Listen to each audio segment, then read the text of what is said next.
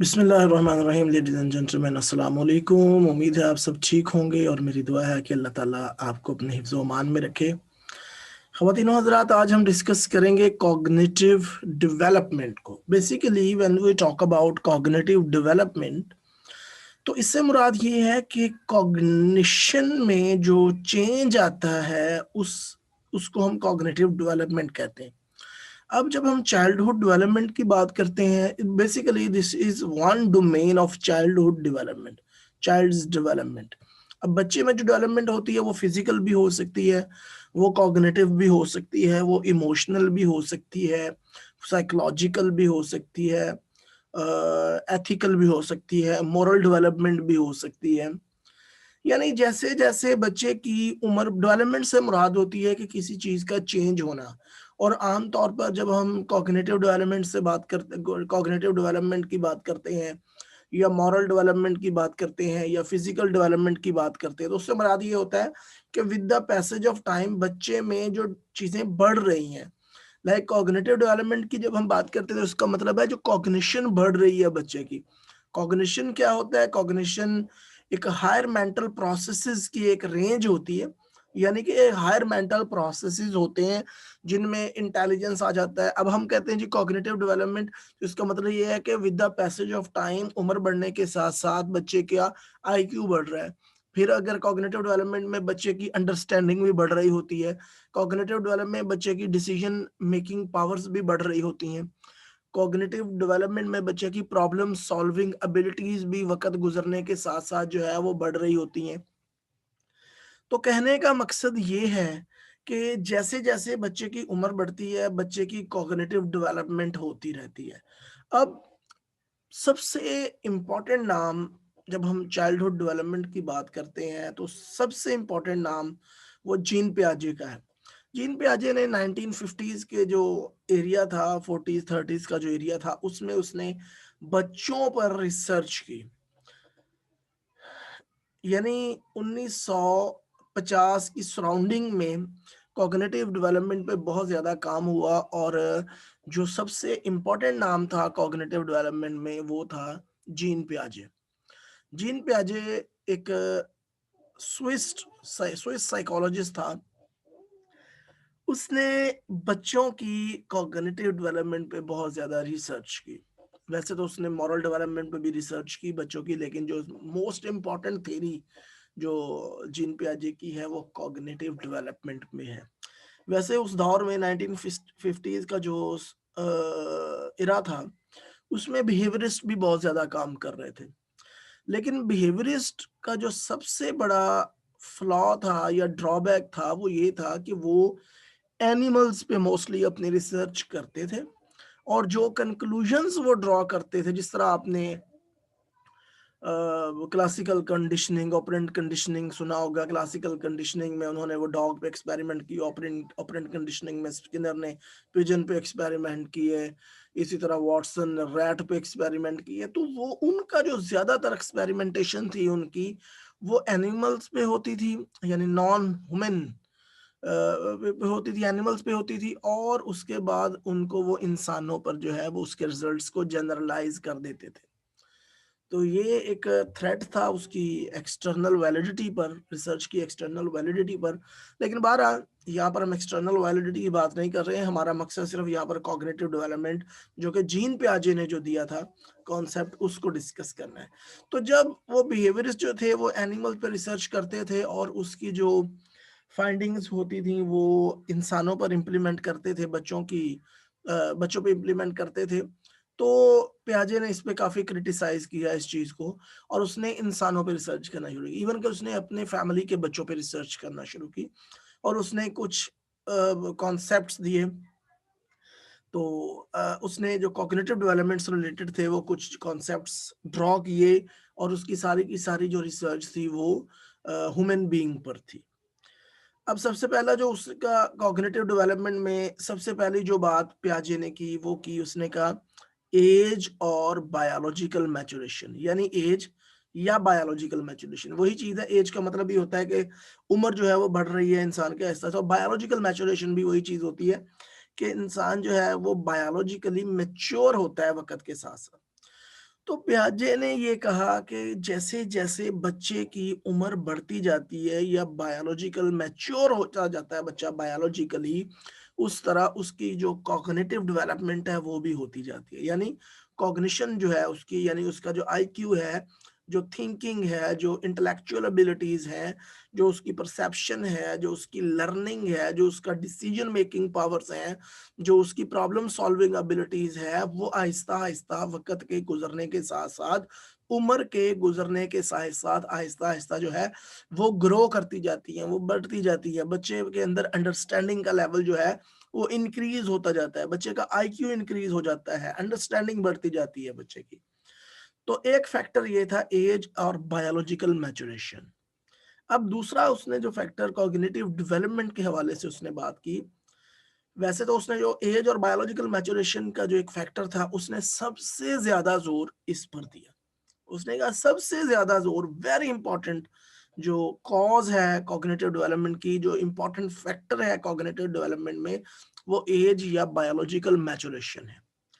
दूसरे नंबर पे उसने कहा कि एक्टिविटी विद फिजिकल वर्ल्ड, यानी कि फिजिकल वर्ल्ड के साथ जो बच्चे की एक्टिविटी है, यानी बच्चा एक खिलौना पकड़ लेता है, उसको उल्टा सीधा करके देखता है, उसकी जांच पड़ताल करता है कि ये किधर से खुलता है, किधर से बंद होता है, ये क्या काम करता है, इसको अगर ऐसे करें तो कैसे होता है, ऐसे करें तो कैसे होता है। ये वो उसकी एक्टिविटी है फिजिकल वर्ल्ड के साथ।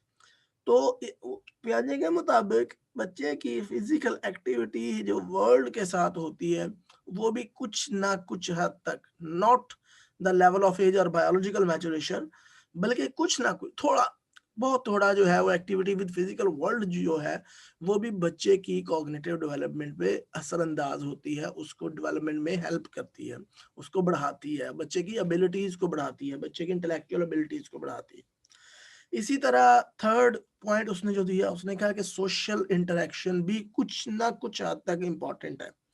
बच्चा जब वालदैन के साथ मिलता है, बच्चा जब अपने दोस्तों के साथ मिलता है, अजीजों अकारब के साथ मिलता है, उनसे बातचीत करता है, उनसे कुछ सुनता है, कुछ सुनाता है, कुछ सीखता है, कुछ सिखाता है, तो यानी बहुत सारे जो है वो चीजें मतलब करता है अपने पेरेंट्स के साथ, अपने केयर गिवर्स के साथ, अपने पीयर्स के साथ, अपने सिबलिंग्स के साथ। तो वो भी जो है वो कॉग्निटिव डेवलपमेंट में बहुत हद तक इफेक्टिव होती है। अब जैसा कि मैंने दूसरा पॉइंट डिस्कस किया था एक्टिविटी विद फिजिकल वर्ल्ड, तो पियाजे ने कहा चिल्ड्रन आर लिटिल साइंटिस्ट।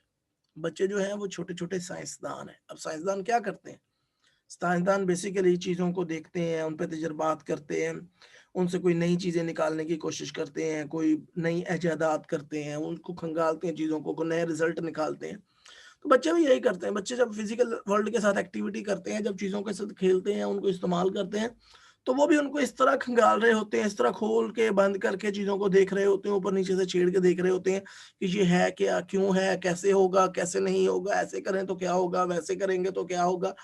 तो वो जो है वो सीख रहे होते हैं, वो चीज़ों को जो एक्सप्लोर कर रहे होते हैं, जो एग्जामिन कर रहे होते हैं, उनका ऑपरेशन कर रहे होते हैं ताकि वो चीज़ों को समझ सकें। दैट्स व्हाई पियाजे called the children as a little scientist. इसी तरह सोशल इंटरेक्शन की बात हो गई। अब पियाजे known as nativist, epistemologist and constructivist. अब इससे क्या मुराद है?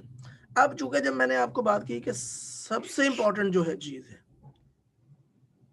As are biological maturation. अच्छा जी, हम बात कर रहे थे स्टडी कंस्ट्रक्टिविज्म की, सॉरी एपिस्टेमोलॉजी की। एपिस्टेमोलॉजिस्ट भी इनको कहा अच्छा, सबसे पहले मैं बात करता हूँ इनेटिविस्ट इनको कहा जाता था पियाजे को। इनेटिविस्ट इनको इसलिए कहा जाता था क्योंकि पियाजे ने सबसे ज्यादा जोर जो था वो एज और बायोलॉजिकल मैच्योरेशन पे दिया था कि एज और बायोलॉजिकल मैच्योरेशन जो होती है वो बहुत इंपॉर्टेंट रोल प्ले करती है बच्चे की कॉग्निटिव डेवलपमेंट में। अब जब हम एज और मैच्योरेशन की बात करते हैं, इसका मतलब है कि हम हमारा जो इनेटिविटिस्ट, हम पियाजे को कहते हैं, इसका मतलब है कि उसका मानना ये था कि ये एक इनेट एबिलिटी होती है, बच्चे के अंदर पैदाइशी तौर पे मौजूद होती है और वक्त गुजरने के साथ साथ आहिस्ता आहिस्ता पॉलिश होके ये चीजें जो है वो बाहर आती हैं। इसलिए इसको इनेटिविस्ट भी कहा जाता था। इसके अलावा इनको एपिस्टेमोलॉजिस्ट भी कहा जाता था। एपिस्टेमोलॉजिस्ट क्यों कहा जाता था कि इन्होंने कहा था, बेसिकली इनकी जो स्टडी थी उसके मुताबिक एपिस्टेमोलॉजी बेसिकली कहते किसको, सबसे पहले तो मैं ये बताता हूँ, study of creation of knowledge, यानी कि नॉलेज कैसे क्रिएट होता है। तो इन्होंने बताया कि नॉलेज कैसे क्रिएट होता है बच्चों में, जैसे मैंने आपको बताया कि एज और बायोलॉजिकल मैचुरेशन की वजह से, उसके अलावा एक्टिविटी विद फिजिकल वर्ल्ड वो भी अपना अहम रोल प्ले करती है, सोशल इंटरेक्शन भी रोल प्ले करता है। तो इसीलिए इनको एपिस्टेमोलॉजिस्ट कहते हैं, क्योंकि इन्होंने बच्चे की जो स्टडी है वो कैसे, बच्चे का जो नॉलेज है वो कैसे क्रिएट होता है, कौन से ऐसे फैक्टर होते हैं जो बच्चे के नॉलेज को क्रिएट करने में अपना अहम रोल प्ले करते हैं, उन्होंने उस पर भी बहुत ज्यादा जो है वो डिस्कशन की। इस तरह कंस्ट्रक्टिविस्ट भी इनको कहा जाता था। अब कंस्ट्रक्टिविज्म एक एजुकेशन से रिलेटेड एक थ्योरी है, जिसके मुताबिक जो बच्चे का सोशल एनवायरनमेंट है उसका बच्चे की लर्निंग पे, अंडरस्टैंडिंग पे और नॉलेज पे क्या इफेक्ट होता है बिफोर गोइंग टू स्कूल। तो इन्होंने उस पर भी बहुत ज़्यादा एक्सपेरिमेंट किया, उस पर भी बहुत ज़्यादा तजर्बात किए और बताया कि जो इनका जो सोशल इंटरेक्शन है, जो एक्टिविटी है फिजिकल वर्ल्ड के साथ, वो बच्चे को कैसे जो नॉलेज को कंस्ट्रक्ट करते हैं, बच्चे की अंडरस्टैंडिंग कैसे बढ़ाते हैं। तो इसलिए इनको नेटिविस्ट, एपिस्टेमोलॉजिस्ट एंड कंस्ट्रक्टिविज्म या कंस्ट्रक्टिविस्ट भी कहा जाता था। तो ये बेसिक थ्योरी, ये बेसिक कॉन्सेप्ट है कॉग्निटिव डेवलपमेंट थ्योरी के। उसके बाद पियाजे ने जो है वो असिमिलेशन, अकोमोडेशन, इक्विलिब्रियम, उसके अलावा 4 स्टेजेस दें कॉग्निटिव डेवलपमेंट की। तो इंशाल्लाह हम अगली वीडियो में जो है वो इन चीज़ों को डिस्कस करेंगे, क्योंकि ये थ्योरी जो है वो बहुत डिटेल है और तकरीबन तकरीबन तमाम थ्योरी से ज़्यादा लेंथी थ्योरी है और डिटेल में थ्योरी है। तो वो एक ही वीडियो में उसको कवर करना जो है वो मेरे लिए पॉसिबल नहीं है, क्योंकि ये काफ़ी लंबा टाइम लेगी और मैं नहीं चाहता कि आपका इंटरेस्ट जो है वो लंबे लेक्चर में आप अपना इंटरेस्ट जो है वो लूज़ कर जाएं। तो इंशाल्लाह ताला अभी हमने ये चीज़ें डिस्कस की हैं, उसके बाद हम जो है वो सिमुलेशन और अकोमोडेशन, जो भी इनके कॉन्सेप्ट थे पियाजे ने दिए कॉग्निटिव डेवलपमेंट के हवाले से, वो डिस्कस करेंगे। उसके बाद हम जो है वो इसके स्टेजेस डिस्कस करेंगे। 4 स्टेजेस पियाजे ने बताई हैं, sensory motor stage, pre operational, concrete operational and formal operational stage.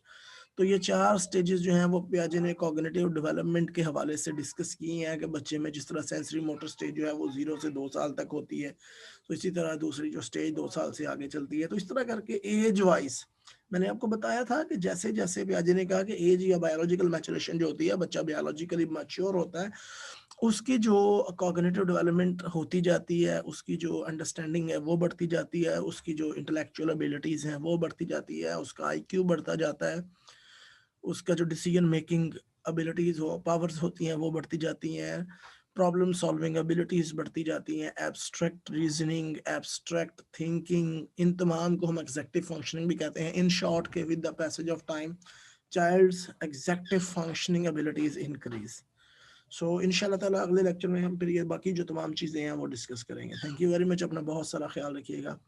फी अमानिल्लाह, अल्लाह हाफिज़।